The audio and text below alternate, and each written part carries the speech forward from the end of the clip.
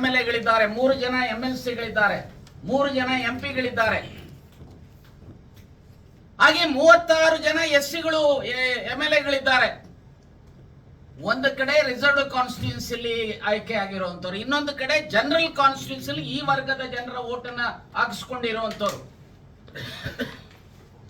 ಈ ವರ್ಗಕ್ಕೆ ಇವತ್ತು ಈ ರೀತಿಯ ತುಂಬಲಾರದಂತ ನಷ್ಟ ಆಗ್ತಾ ಇದ್ರು ಸಹ ಯಾರು ಸಹ ಬಾಯಿ ಬಿಡ್ತಾ ಇಲ್ಲ. ಇದು ಪಕ್ಷಾತೀತವಾಗಿ ಬರೀ ಆ ಪಾರ್ಟಿ ಈ ಪಾರ್ಟಿ ಅಂತ ನಾನು ಹೇಳಿಕ್ಕೆ ಹೋಗೋದಿಲ್ಲ. ನೋಡಿ, ಅದೇ ಮೋದಿಯವರು ಇಲ್ಲಿ ಆಶ್ವಾಸನೆಗಳು ಕೊಟ್ಟು ಹೋಗ್ತಾರೆ. ನಾನು ಪಾರ್ಲಿಮೆಂಟ್ ಅಲ್ಲಿ ಇದ್ದಾಗ ಐ ಥಿಂಕ್ 103ನೇ ಅಮೆಂಡ್ಮೆಂಟ್ ಅನ್ನ ತರೋದ್ರ ಮೂಲಕ ಬೆಳಿಗ್ಗೆ ಹಿಂದಿನ ದಿವಸ ಅಜೆಂಡಾದಲ್ಲಿ ಇರಲಿಲ್ಲ, ಬೆಳಿಗ್ಗೆ ಅಜೆಂಡಾದಲ್ಲಿ ಇರಲಿಲ್ಲ, ಮಧ್ಯಾಹ್ನ 2:00 ಪಾರ್ಲಿಮೆಂಟ್ಗೆ ಲೋಕಸಭೆಗೆ ತರ್ತಾರೆ. ಯಾರು ಅಪ್ಪರ್ ಕ್ಲಾಸ್ ಇದ್ದಾರೆ ಅವರಿಗೆ, ಅವರಲ್ಲಿರುವಂತಹ ಬಡವರಿಗೆ, ಸೋಷಿಯಲಿ ಅಂಡ್ ಎಜುಕೇಶನಲಿ ಬ್ಯಾಕ್ವರ್ಡ್ ಇರತಕ್ಕಂಥವರಿಗೆ 10% ರಿಸರ್ವೇಶನ್ ಅನ್ನ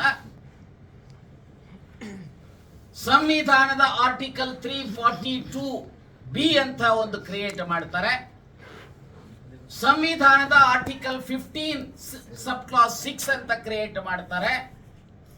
ಸಂವಿಧಾನದ ಆರ್ಟಿಕಲ್ 16 ಸಬ್ ಕ್ಲಾಸ್ 6 ಅಂತ ಕ್ರಿಯೇಟ್ ಮಾಡಿ ತರಾತುರಿನಲ್ಲಿ 10% ಆ ವರ್ಗಕ್ಕೆ ಕೊಡ್ತಾರೆ. Fortunately I had an occasion, ನಾನೇ ಕಾಂಗ್ರೆಸ್ಸಿನ ಪರವಾಗಿ ಆ ಬಿಲ್ ಮೇಲೆ ಪಾರ್ಲಿಮೆಂಟ್ ಅಲ್ಲಿ ಮಾತನಾಡಿದ್ದೆ. ಇದು ನ್ಯಾಯಾಲಯಗಳಲ್ಲಿ ಊರ್ಜಿತ ಆಗಲ್ಲ, ಯಾಕಂದ್ರೆ 50% ಎಕ್ಸೀಡ್ ಆಗುತ್ತೆ ಅಂತ. ಆದ್ರೆ fortunately or unfortunately Supreme Court ಸಹ ಅವರಿಗೆ ಕೊಟ್ಟಿರತಕ್ಕಂಥದನ್ನ ಎತ್ತಿಡಿತಾರೆ, ಸರಿ ಇದೆ ಅಂತ ಹೇಳಿ. ಆದ್ರೆ ನಮ್ಮ ರಾಜ್ಯದಲ್ಲಿ 50ರಿಂದ 56% ಮಾಡಿರುವಂತದನ್ನ ಇವತ್ತು ಸೆಟಸೈಡ್ KIT ಮಾಡ್ತಾರೆ. ಇವರು ಹೈಕೋರ್ಟ್ನವರು ಸ್ಟೇ ಮಾಡ್ತಾರೆ. ಇದು ಅತ್ಯಂತ ನೋವಿನ ಸಂಗತಿ. ಇದು ಸಾಮಾಜಿಕ ನ್ಯಾಯಕ್ಕೆ ಕೊಟ್ಟಿರುವಂತ ದೊಡ್ಡ ಪೆಟ್ಟು ಅನ್ನೋದನ್ನ ಅತ್ಯಂತ ನೋವಿನಿಂದ ಹೇಳಿಕೆ ಬಯಸ್ತೇನೆ. ಹಾಗಾಗಿ ನಾನು ಈ ಸಭೆ ಬಯಸ್ತೇನೆ, ರಾಜ್ಯ ಸರ್ಕಾರ ಕೂಡಲೇ ಸನ್ಮಾನ್ಯ ಸಿದ್ದರಾಮಯ್ಯನವರ ಜೊತೆನಲ್ಲಿ ಈಗಾಗಲೇ ನಾನು ಮಾತನಾಡಿದ್ದೇನೆ, ಹೋಮ್ ಮಿನಿಸ್ಟರ್ ಜೊತೆಯಲ್ಲಿ ಮಾತನಾಡಿದ್ದೇನೆ, ಸೋಷಿಯಲ್ ವೆಲ್ಫೇರ್ ಮಿನಿಸ್ಟರ್ ಜೊತೆಯಲ್ಲಿ ಮಾತನಾಡಿದ್ದೇನೆ, ಲಾ ಮಿನಿಸ್ಟರ್ ಜೊತೆಯಲ್ಲಿ ಮಾತನಾಡಿದ್ದೇನೆ, ಚೀಫ್ ಸೆಕ್ರೆಟರಿ ಜೊತೆಯಲ್ಲಿ ಮಾತನಾಡಿದ್ದೇನೆ, ಸೋಷಿಯಲ್ ವೆಲ್ಫೇರ್ ಡಿಪಾರ್ಟ್ಮೆಂಟ್ನ ಸೆಕ್ರೆಟರಿ ಇನ್ನಿತರ ಅಧಿಕಾರಿಗಳ ಜೊತೆನಲ್ಲೂ ಸಹ ಮಾತನಾಡಿದ್ದೇನೆ. ನಾನು ನಿಮ್ಮ ಮೂಲಕ ಒತ್ತಾಯ ಮಾಡಲಿಕ್ಕೆ ಬಯಸ್ತೇನೆ,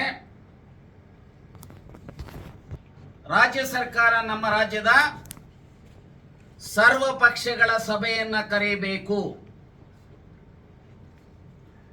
ಹೇಳಿ, ಏನ್ ಹೇಳ್ತಾರೆ, ಯಾರು ಬಿಜೆಪಿನವರಾಗ್ಲಿ JDS-ನವರಾಗ್ಲಿ ಏನ್ ಹೇಳ್ತಾರೆ ಹೇಳಿ. ಯಾಕಂದ್ರೆ ಇದು ಕಾಂಗ್ರೆಸ್ಸಿಗೆ ಬದ್ಧತೆ, ಸಾಮಾಜಿಕ ನ್ಯಾಯದ ಬದ್ಧತೆ ಇರತಕ್ಕಂಥ, ಅದರಲ್ಲೂ ಸಿದ್ದರಾಮಯ್ಯ, ಶಿವಕುಮಾರ್, ಪರಮೇಶ್ವರ್ ಇನ್ನಿತರಿಗೆ ಬದ್ಧತೆ ಇರುವಂತ ಇಮ್ಮಿಡಿಯೇಟ್ ಕಾಲ್ ಮಾಡಿ ಅವರ ಅಭಿಪ್ರಾಯವನ್ನ ತೆಗೆದುಕೊಂಡು ಈಗೇನು 8ನೇ ತಾರೀಕಿಂದ ನಡೀತಕ್ಕಂಥ ಸೆಷನ್ ಇದೆ ಬೆಳಗಾಮಲ್ಲಿ, ಆ ಬೆಳಗಾಮಲ್ಲಿ 2 ಸದನಗಳಲ್ಲಿ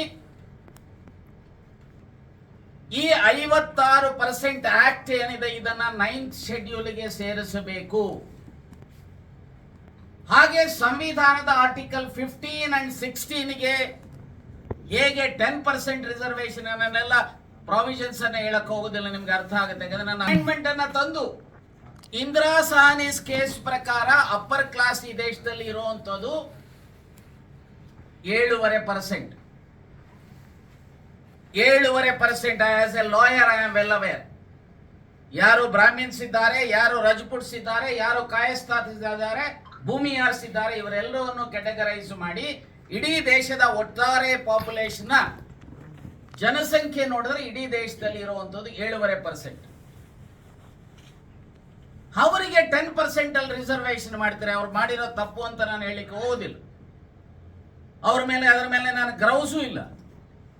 ಆದರೆ ಯಾರು ಇವತ್ತು ಸಂವಿಧಾನ ದತ್ತವಾಗಿ ಡಾಕ್ಟರ್ BR ಅಂಬೇಡ್ಕರ್ ಅವರು ಈ ಮೀಸಲಾತಿ ಭಿಕ್ಷೆ ಅಲ್ಲ, ಮೀಸಲಾತಿ ಈ ವರ್ಗದ ಜನರ ಹಕ್ಕು, ನಮ್ಮ ಹಕ್ಕುಗಳ ರಕ್ಷಣೆ ಮಾಡತಕ್ಕಂಥದಕ್ಕೆ,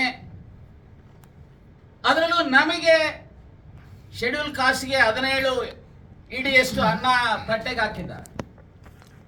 ನಮಗೆ 7 ಇಡಿಯಷ್ಟು ಅನ್ನ ಹಾಕಿದ್ದಾರೆ. ಬ್ಯಾಕ್ವರ್ಡ್ ಕ್ಲಾಸ್ನವರಿಗೆ 32 ಇಡಿಯಷ್ಟು ಅನ್ನ ಹಾಕಿದ್ದಾರೆ. ಅನ್ನ ಹಾಕಿ ಈಗ ತಿನ್ನಬೇಡಿ ಅಂತ ಹೇಳಿ ನಮ್ಮ ಕೈಯನ್ನ ಇವತ್ತು ಹಿಡಿದಿಟ್ಟಿದ್ದಾರೆ. ಇದಕ್ಕೆ 3 ಜನ ಕಾರಣರಿದ್ದಾರೆ. ಒಂದು ಕೇಂದ್ರ ಸರ್ಕಾರ, ರಾಜ್ಯ ಸರ್ಕಾರ ಮತ್ತು ನ್ಯಾಯಾಲಯಗಳು.